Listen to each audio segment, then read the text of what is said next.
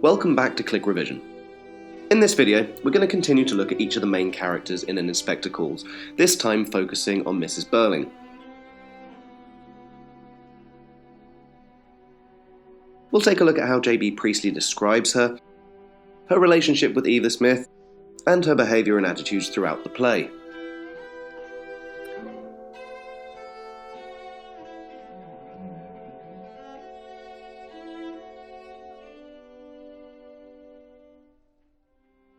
So what do we know about Sybil Birling? Well, you wouldn't be allowed to call her Sybil, that's for sure.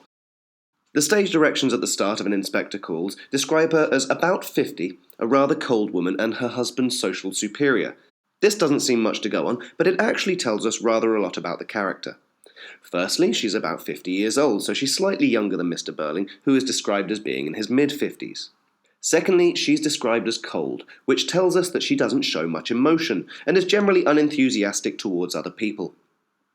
This is important because it's this cold side of her character that causes her to react to Eva Smith the way she does, and inevitably causes her to push the blame for the girl's death squarely onto Eric later in the play. Finally, she is described as her husband's social superior. Now, we know Arthur Birling is a self-made, hard-headed man of business, and worked his way up the social ladder through hard work and success. But by describing Mrs. Birling as her husband's social superior, J.B. Priestley is telling us that she was born into money as part of the upper class, and actually married someone beneath her in terms of wealth and status. In any case, Mrs. Birling, like her husband, is a bit difficult to like.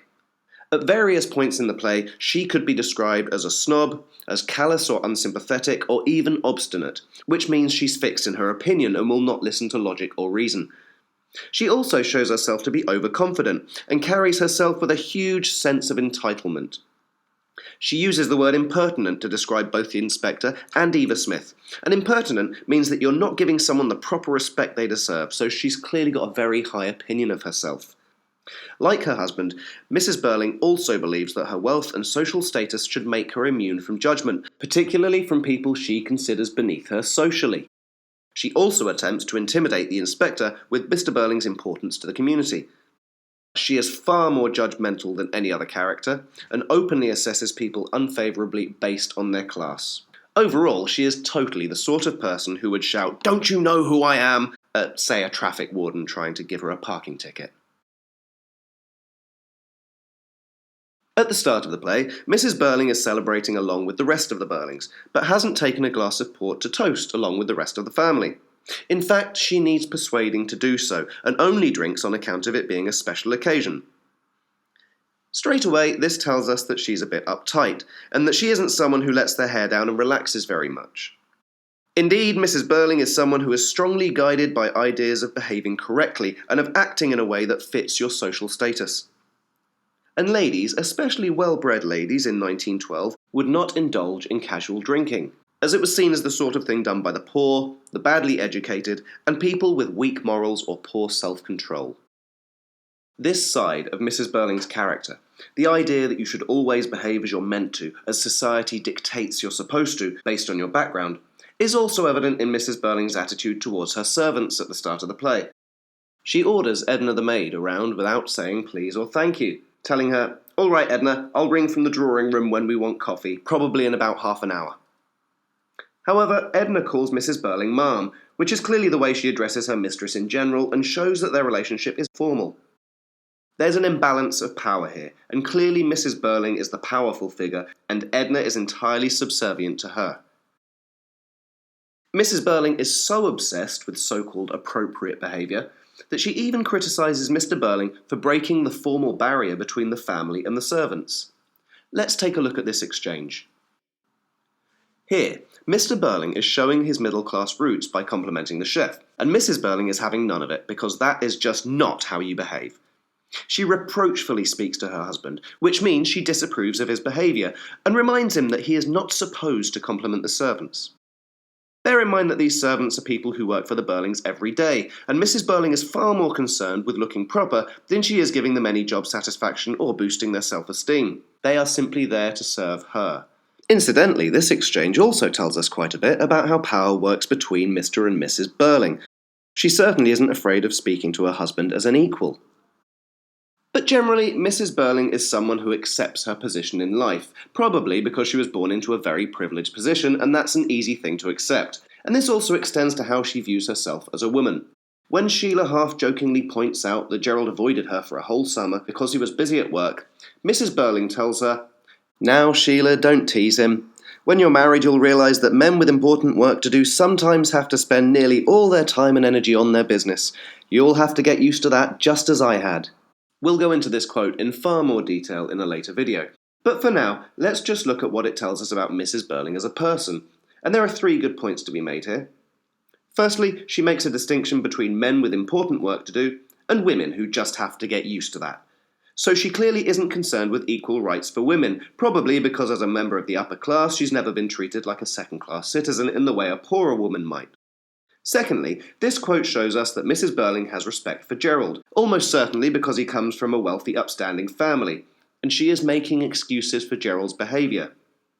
This not only shows her to be a pretty poor judge of character, because Gerald wasn't busy at work, he was actually busy having an affair, but it also tells us something about the way Mrs. Birling judges people. She would never entertain the idea that someone as important and well-bred as Gerald would behave in such a way. And thirdly, this quote shows us some insight into how Mrs. Birling treats her children. She is not only lecturing Sheila on her position as a woman in society, but she's correcting her daughter at the same time on how to behave. In fact, Mrs. Birling spends a great deal of her time telling her children how to behave, and she's generally quite an authoritarian person, which means she values discipline and proper behaviour over freedom and seeing her children's characters flourish. She condescends both her children on several occasions in the play, and refers to Sheila as this child. She tells Sheila, "Please don't contradict me like that, and don't be childish." And Mrs. Birling repeatedly tells Sheila to go to bed. Furthermore, she describes Eric as only a boy, and calls him a silly boy when he leaves the house. Let's not forget that Sheila and Eric Birling are both in their 20s, but Mrs. Birling still treats them very much like children. Overall, she really doesn't seem to have much respect for her children as people, which is probably why she doesn't know them very well. So, does Mrs. Birling do anything nice or positive throughout the whole of An Inspector Calls? Well, yes, she does get these 3 lines. However, apart from these 3 moments of basic humanity, Mrs. Birling spends nearly every other line of dialogue in the play either telling someone what to do, judging or criticising someone, or defending her own behaviour. Note how it's such a rare occurrence that the stage directions actually state smiling in all 3 lines. So now that we've established that she's not a very nice person, let's have a look at the relationship between Mrs. Birling and Eva Smith. This is the part of the play that most people get confused by, because of the mangled way Mrs. Birling tells the story. But here are the key points to remember. Mrs. Birling is a member of Brumley Women's Charity Organisation, which, in the words of Mrs. Birling, does a great deal of useful work in helping deserving cases. The important word here is deserving, because it shows that Mrs. Birling is powerful enough to decide which causes receive money, and which of the people who ask for it are unworthy of it. Eva Smith visits the Brumley Women's Charity Organisation and asks for help because she's pregnant and needs support. Now, during this visit, Eva Smith gives her name as Mrs. Birling, because she wants to look married so she won't be judged for being single and pregnant, and she uses the name of the baby's father, the first name she can think of. She doesn't know who Mrs. Birling is at this point. She's just a posh lady on the panel she's appealing to, and doesn't realise Mrs. Birling will see it as damned impudence, which again means being impertinent and rude. When Eva Smith tells the truth, that the man who got her pregnant is only a youngster, silly and wild and drinking too much, and that he's been supporting her with stolen money, Mrs. Birling refuses to offer her help. According to Mrs. Birling, I didn't see any reason to believe that one story should be any truer than the other, meaning that as Eva Smith had lied already, Mrs. Birling didn't believe anything she said. What is important to remember here is that Mrs. Birling doesn't just refuse to help Eva Smith because she's offended by her calling herself Mrs. Birling. In fact, there's plenty of evidence that shows how Mrs. Birling judged Eva Smith based on her class and blamed her for the predicament she found herself in. To begin with, the way Mrs. Birling reacts to the details of the suicide tells us a lot about her, the same as it did her husband. The first thing she says about the death of Eva Smith is this: "I don't suppose for a moment we can understand why the girl committed suicide. Girls of that class..." Sheila cuts her off here, so we never get to hear the end of the sentence, but the implication is clear. Upon hearing of a young factory worker killing herself, Mrs. Birling prejudges the girl based on her job and her social position and automatically assumes she would behave the way she thinks other working class people would. Which obviously, because she's a snob, means she judges Eva Smith in a negative way. Furthermore, when talking about meeting Eva Smith, specifically when talking about how Eva Smith refused to accept more money from the baby's father as she knew the money was stolen, Mrs. Birling says that Eva Smith was claiming elaborate fine feelings and scruples that were simply absurd in a girl in her position. Scruples are basically the barriers in our brains that stop us doing something we think is immoral, like stealing or murder. The little red lights that go off in our heads telling us we're thinking about doing a bad thing. So what Mrs. Birling is suggesting here is that Eva Smith, being poor and working class, would not have been capable of that level of conscience required to refuse stolen money. As she says herself, as if a girl of that sort would ever refuse money. Mrs. Birling is clearly prejudiced towards Eva Smith and people like her before she has even met them. Mrs. Birling very much had the power and the means to help the pregnant woman before her. She simply chose not to based on a personal judgment. So let's finish up by looking at how Mrs. Birling reacts to the inspector. As you might expect, Mrs. Birling does not buckle under the inspector's questions. She's actually the most unflappable of all the Birlings. After pretending not to recognise the photo presented to her, she even openly tells the inspector, "If you think you can bring any pressure to bear upon me, Inspector, you're quite mistaken. Unlike the other three, I did nothing I'm ashamed of or that won't bear investigation." In fact, throughout the inspector's questions, she continues to claim she is innocent of any wrongdoing, even more so than Mr. Birling. She openly admits that, in the case of Eva Smith, she used my influence to have it refused, but repeatedly states that she believes Eva Smith had only herself to blame, and claims the inspector is quite wrong to suppose I shall regret what I did. This blinkered attitude continues after the inspector leaves, too. Mrs. Birling is proud of herself for not opening up to the inspector, as though it was some sort of badge of honour. She boasts to her family, "I was the only one of you who didn't give in to him," and turns her attention to possibly covering up any wrongdoing the family might have done. Like her husband, Mrs. Birling learns absolutely nothing from the events of the play, aside from some rather nasty secrets about her family. So the final question to be answered about Mrs. Birling is this.